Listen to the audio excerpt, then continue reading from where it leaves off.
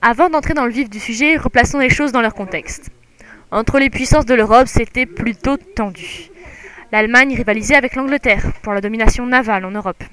L'Allemagne bataillait aussi avec la Russie pour la domination politique cette fois. Les relations entre l'Allemagne et la France sont assez froides depuis que les Allemands ont piqué l'Alsace et la Lorraine pendant la guerre franco-prussienne en 1870. De plus, l'Allemagne tourne un peu trop autour des colonies françaises en Afrique du Nord. Ils revendiquent le Maroc, ce qui crée une double tension. Ensuite, le Reich, par pur ressenti, se lance dans une course à l'armement qui inquiète la France, qui s'arme aussi, et prolonge la durée de son service militaire de 2 à 3 ans. Bref, il faut également parler du problème des nationalités dans l'Empire austro-hongrois. De multiples nationalités, c'est-à-dire des peuples minoritaires réclamant l'indépendance, rivalisent.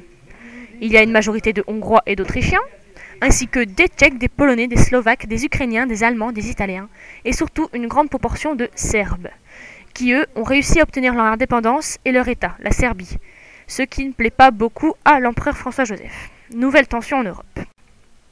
Vous l'aurez bien compris, l'Europe est une véritable poudrière. Qu'est-ce qui peut bien mettre feu à cette poudrière? Un assassinat, par exemple, en Autriche-Hongrie. Celui de l'archiduc François-Ferdinand, héritier du trône austro-hongrois, par un nationaliste serbe, justement, du nom de Gavrilo Princip. Là, l'Empire se fâche vraiment et lance un ultimatum à la jeune Serbie le 23 juillet. Celle-ci accepte, mais l'Autriche-Hongrie attaque quand même le 28 juillet 1914 avec l'accord de l'Allemagne. C'est alors que l'engrenage des alliances se met en place. Deux camps se forment. La Triple Alliance, formée de l'Autriche-Hongrie, de l'Allemagne et de l'Italie jusqu'en 1915, et la Triple Entente, formée de la France, la Russie et le Royaume-Uni. Le 30 juillet, l'Empire russe manifeste son soutien à la Serbie et mobilise des troupes. Par conséquent, l'Autriche-Hongrie déclare la guerre à l'Empire le 1er août. Ensuite, l'Allemagne déclare la guerre à la France le 3 août, dans l'idée d'éviter de mener un double front avec la Russie. J'espère ne pas avoir perdu trop de monde jusque-là.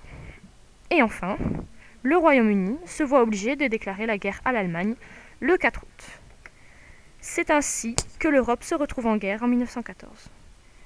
L'assassinat de François Ferdinand aura donc servi de prétexte pour mettre au jour toutes les tensions européennes. Et bientôt, la guerre ne tardera pas à se diffuser aux autres continents.